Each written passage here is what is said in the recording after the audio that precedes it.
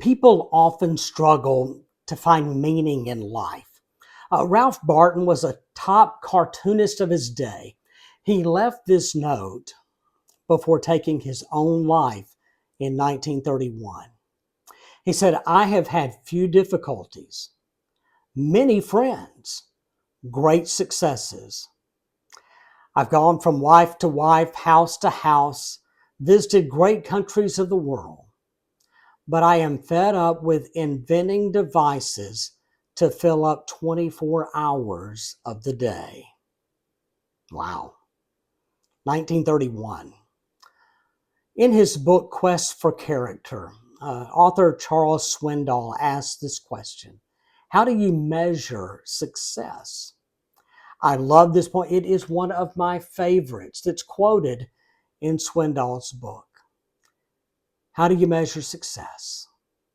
To laugh often and much, to win the respect of intelligent people and the affection of children, to earn the appreciation of honest critics and endure betrayal of false friends, to appreciate beauty, to find the best in others, to leave the world a bit better, whether by a healthy child, a redeemed social condition, or a job well done. To know even one life has breathed easier because you lived. This is to have succeeded. There's a lot of power, a lot of truth in that poem. See, there is meaning to be found in life, and it's more than filling up our day with things, as we talked about at the beginning of the lesson. This is more than that. There is real meaning to be found in life. Now, unfortunately, so many people are looking in the wrong direction. They're looking in the wrong places. Because if we want to find meaning in life, then we'll find it in a right relationship with God. Our lives will have a meaning when we strive to make our lives count for God. If our lives count for God, then they count not just for today and not just for this time. No, it counts for all eternity. Now, have your attention yet? Our lives can count, but not just for time, not just for here and now. Our lives can count for eternity. We are looking at the Old Testament book of Nehemiah. We have our sleeves rolled up. We have worked with Nehemiah on this incredible project. They have faced opposition. They have proven resilient. They have dealt with internal problems, and they have overcome. The wall is finished. And if we aren't careful, we might be led to think that that was the end goal. But it wasn't. Nehemiah chapter 1 verse 1 says, "The words of Nehemiah son of Hakaliah in the month of Kislev in the 20th year, while I was in the citadel of Susa, Hanani, one of my brothers, came from Judah with some other men. And I questioned them about the Jewish remnant that had survived the exile and also about Jerusalem. They said to me, 'Those who survived the exile and are back in the province are in great trouble and disgrace. The wall of Jerusalem is broken down, and its gates have been burned with fire.'" The wall, the condition of the wall, was a problem. But there was a greater issue, and it focused on the people. They were in great trouble and disgrace. The wall, it was the easier problem. Trying to revive a group of discouraged and downtrodden people, that is another challenge. Early in our study, I told you that the book of Nehemiah divides nicely into two sections: rebuilding the wall and then rebuilding the people.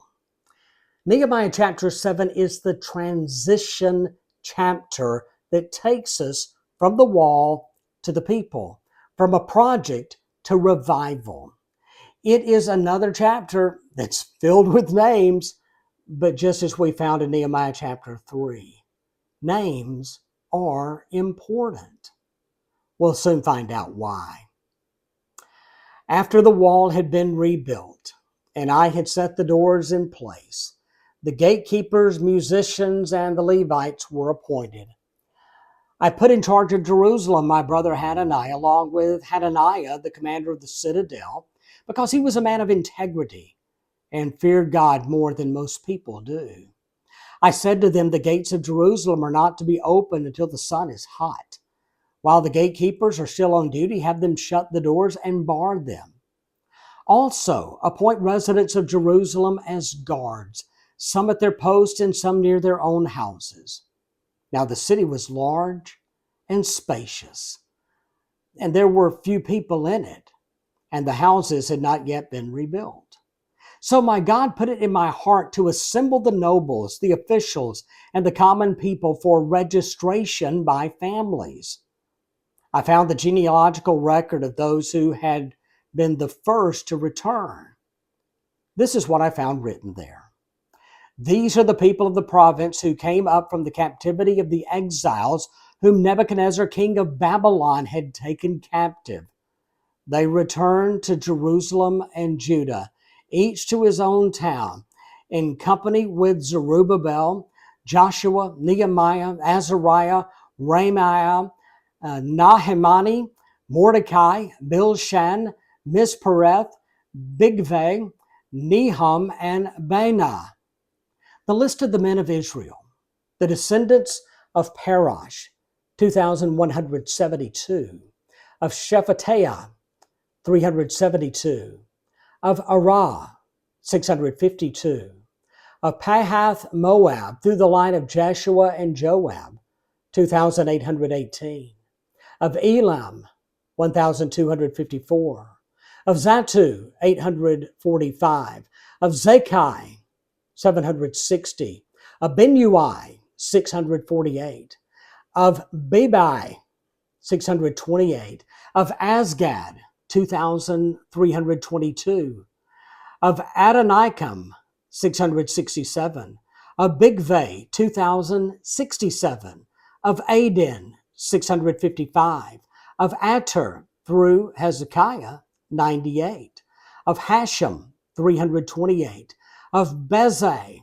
324, of Hariph, 112, of Gibeon, 95, the men of Bethlehem, of Netophah, 188, of Nanathoth, 128, of Beth Asmaveth, 42, of Kirith Jearim, Kephariah, and Beeroth, 743, of Ramah and Geba, 621, of Michmash, 122, of Bethel and Ai, 123, of the other Nebo, 52, of the other Elam, 1,254, of Haram, 320, of Jericho, 345, of Lod, Hadad, and Ono, 721, of Sina, 3,930. The priest, the descendants of Jedaiah, through the family of Jeshua, 973, of Immer, 1,052, of Pashur, 1,247, of Harim, 1,017. The Levites, the descendants of Jeshua, through Kadmiel, through the line of Hodaviah, 74. The musicians, the descendants of Asaph, 148. The gatekeepers, the descendants of Shallum, Atur, Talman, Akub, Hatita, and Shobai. The temple servants, the descendants of Ziha, Hasupha, Tabath, Keros, Sia, Padon, Labanah, Hagabah, Shalmai, Hanan, Gidel, Jahar, Reahah, Rezin, Nekoda, Gazam, Uzzah, Pasia, Basai, Meyunim, Nephusim, Bagbuk, Hakupha, Harhu, Basluth, Mahadiah, Hashra, Barkos, Sisera, Tema, Neziah, and Hadaphah, the descendants of the servants of Solomon, the descendants of Sote, Sophorah, Paradai, Zela, Darkon, Giddel, Shephatiah, Hattil, Pokereth Hazzabaim, and Ammon. The temple servants and the descendants of the servants of Solomon, 392. The following came up from the towns of Tel Melah, Tel Harsha, Kerub, Adon, Immer, but they could not show that their families were descended from Israel. The descendants of Delaiah, Tobiah, and Nekoda, 642. And from among the priests, the descendants of Hobaiah, Hakaz, Barzillai, a man who had married a daughter of Barzillai the Gileadite and was called by that name. These searched for their family records, but they could not find them. And so they were excluded from the priesthood as unclean. The governor therefore ordered them not to eat any of the most sacred food until there should be a priest ministering with the Urim and Thummim. The whole company numbered 42,360. Besides their 7,337 male and female slaves, they also had 245 male and female singers. There were 736 horses, 245 mules, 435 camels, and 6,720 donkeys. Some of the heads of the families contributed to the work. The governor gave to the treasury 1,000 derricks of gold, 50 bowls, and 530 garments for priests. Some of the heads of the families gave to the treasury for the work 20,000 derricks of gold and 2,200 minas of silver. The total given by the rest of the people was 20,000 derricks of gold, 2,000 minas of silver, and 67 garments for priests. The priests, the Levites, the gatekeepers, the musicians, and the temple servants, along with certain of the people and the rest of the Israelites, settled in their own towns. So back to our question. How do we find meaning in life? How do we make our lives count for God? How can we live in such a way that our life matters, not just for here and now, not just for this time, but for all eternity? I want us to go through a couple of ideas tonight. And what I've done is, again, this is one of those nights where we just read the whole chapter and we just want to soak it in. And these are some points that I see that come from this chapter. And the first one is this: if we want our lives to count for God, then we need to understand this. Worship matters to God. When the wall was completed, Nehemiah appointed gatekeepers, singers, and Levites. Why would Nehemiah immediately put gatekeepers in place?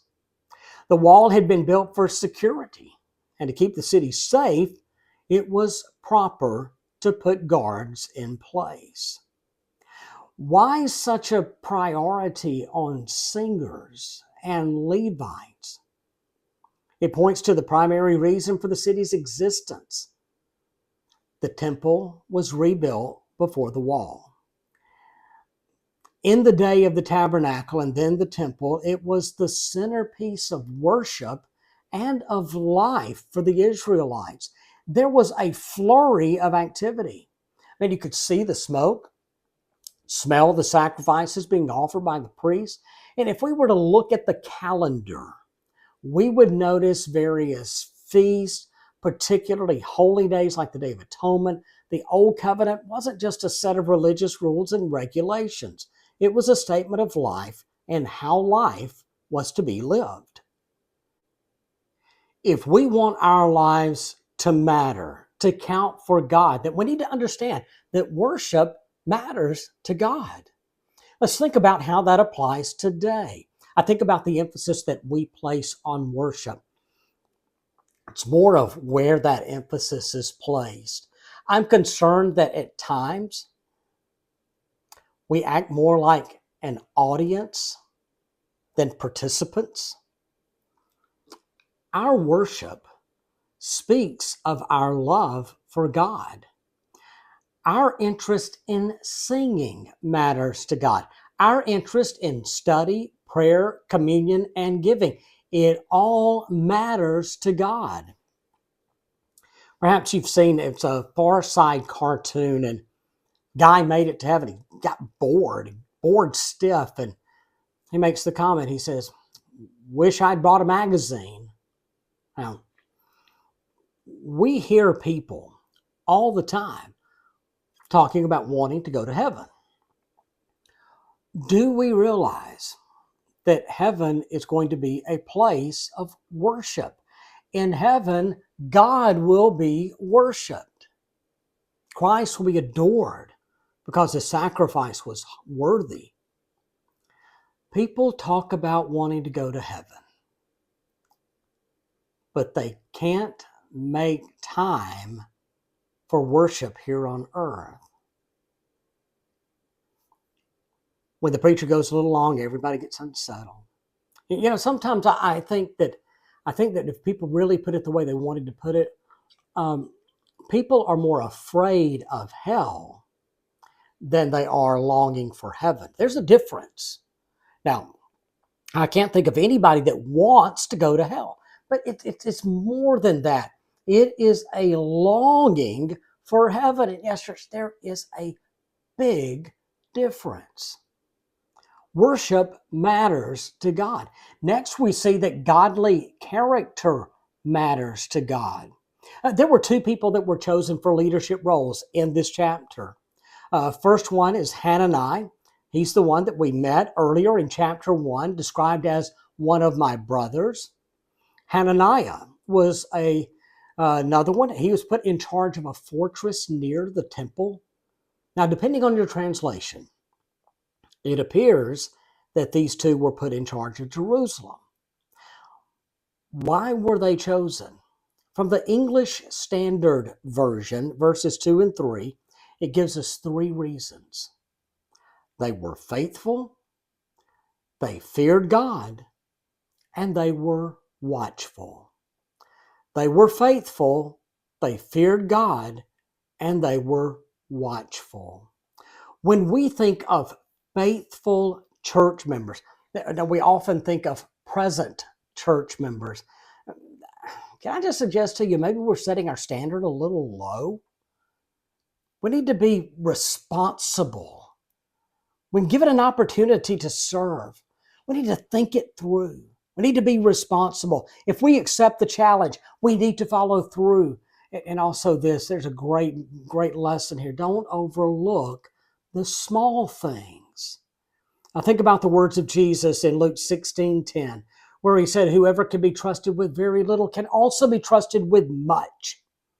And whoever is dishonest with very little will also be dishonest with much." Now, that seems to have an application for handling money, but there are other responsibilities as well outlined in that passage. Being faithful also demands that we keep priorities in line, especially when it comes to relationships. How we handle relationships is one of the things that determines if we are qualified to serve as a leader in the church. 1 Timothy chapter 3 makes that clear. And finally, being faithful demands that we use our time effectively. Author Stephen Cole says, most unfaithful people complain that they don't have time to do what they're supposed to do. But we all have the same number of hours each day. Faithful people learn to use their time well. Hananiah were faithful men. They were also men who feared God. Solomon had put it this way in Proverbs chapter 1, verse 7, "The fear of the Lord is the beginning of knowledge, but fools despise wisdom and instruction." The more we learn about God, the more we will develop a healthy fear of Him. We will be reverent in worship and in prayer, knowing we are approaching a holy God. He is our Father. He's also our Creator and our God. These men were also watchful. That may not have been seen as much of a characteristic as it showed their ability really to follow Nehemiah and his example.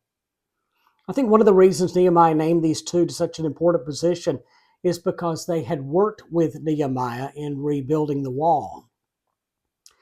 They knew what it would take beyond the project in order for the city to once again thrive. We can find meaning in life. We can discover that our lives can count beyond the here and now when we understand that worship matters to God. Also, though, that godly character matters to God. And third, people matter to God. The names listed in this chapter or chapter 3 or any other in Scripture, they don't necessarily, we talked about this, they don't necessarily mean anything to us. But those individuals, they matter to God. Jesus said in John chapter 10, verse 3, the gatekeeper opens the gate for him, and the sheep listen to his voice. He calls his own sheep by name and leads them out. And when he has brought out all his own, he goes on ahead of them, and his sheep follow him because they know his voice. Matthew chapter 10, verse 30 says, even the hairs on our head are numbered. Each of us matters to God. Our families matter to God. You know, if you look at the list, family groups are listed. Family is a basic unit in society. As a husband and a father, I need to invest in my family. We want our families to be faithful to the Lord. We want our families to have a positive influence in the church. But let's notice this important note about the list of names. Men matter to God. Now, here's why I say that. I want to take just a moment about this, okay? Men, we've been given a God-given responsibility to be leaders in home and leaders in the church. And it is shameful to say this, but we see it. The evidence is too strong and too clear. In many homes and in many congregations today, women are carrying far too heavy a load because we just want to be leaders in title only. We have to be leaders in word and in action. Look at Nehemiah chapter 7, verse 5. It's there that Scripture says, so my God put it into my heart to assemble the nobles, the officials, and the common people for registration by families. I found the genealogical record of those who had been the first to return, and this is what I found written there. Typically, I have very little interest in genealogy, but this verse caught my attention. And it's because, in a sense, our family history matters to God. Now, I want to unpack that just for a little bit. What will history say about our family and our faithfulness? Whew, you know those hobby kids, they may or may not be here. Really can't count on them, but you could really count on their daddy either. You know, I don't want history to reflect on me or on my children that way. For some of us, it may need that we need a path adjustment. We might need to be the generation that sets the standard for faithfulness. We will teach our children. We will lead by example. Our families will be blessed because we have a strong course of faithfulness. So I think of where I am in my opportunity to lead my children. And really, that's going to be tested and it will be seen more and more as they go out on their own. But then when they have families, to watch the kind of parents that they will be to their children.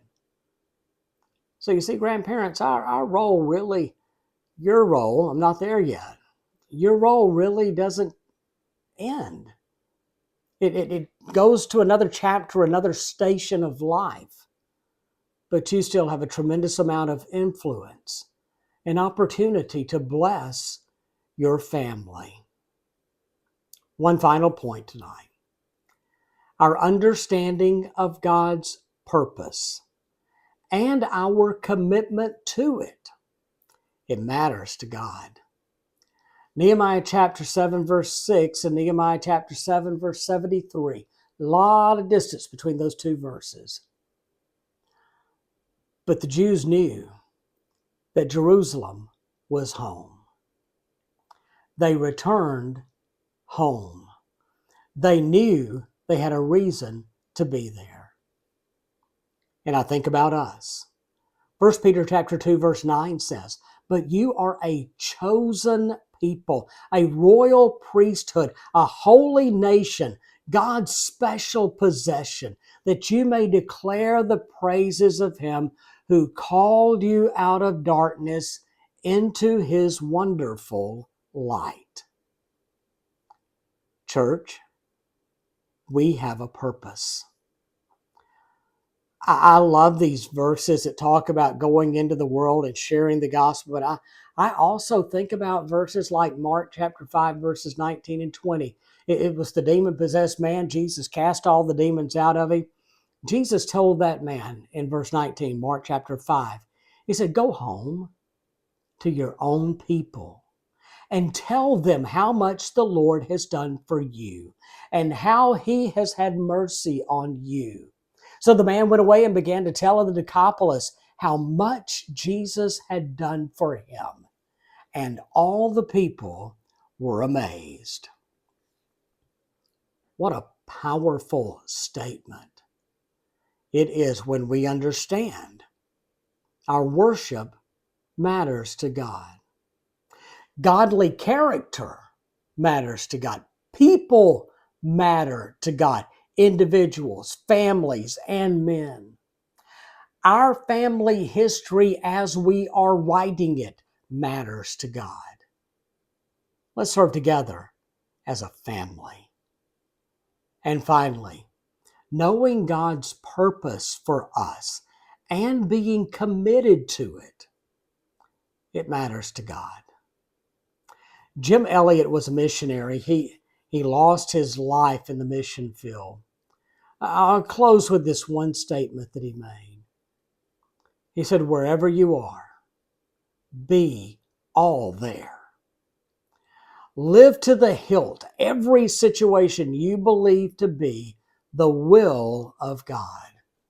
Isn't that beautiful? Wherever you are, be all there. So right here, right now, where we are, where God has placed us, in this moment where God has placed us, be all here. Live with every ounce of our being right now in every situation that we believe to be in the will of God. Be all there. Because understand this, our worship matters to God. Godly character matters to God. People matter to God. The family history as we are writing it matters to God. And knowing God's purpose, being fully committed to it, it matters to God. And so now, church, wherever we are right here, right now, and as God gives us each new day, be all there.